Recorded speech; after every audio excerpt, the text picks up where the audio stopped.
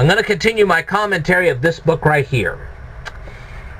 Now, how did temples contribute to the economy of a nation?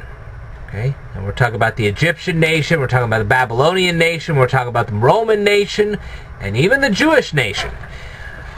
Now, God himself set up the tithes for the Jewish nation. It was to support the temple where God resided.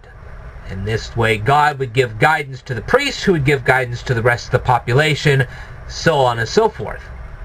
So it was a pure form of tradition right there. Okay? So people were willing to give those tithes because God was going to give his blessings for your tithes. Basically, it works like this. When you give a tithe like that, what you're doing is you're showing God you're not greedy. And when you show God you're not greedy, God just gives you more.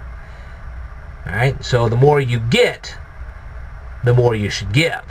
That's the way it works. Okay. Now then, how did it work in other societies? Well, all the other societies needed money badly. And what better way to get money out of peasants than to have a temple? You would contribute your money to the temple, and it would fund the society. And you'd feel obligated to give money to the temple because it was a part of your worship service. So, in certain aspects, the pagans modeled their temple system after the Israelites. There you go. Anyway, so that's how they got. And the thing is that with pagan societies, what they were doing was trying to get as much money out of the peasants as possible so they could establish a wealthy class and a poor class. That way the wealthy became more and more separated from the peasants. We don't have to look upon those peasants. They're too poor to look upon us. See?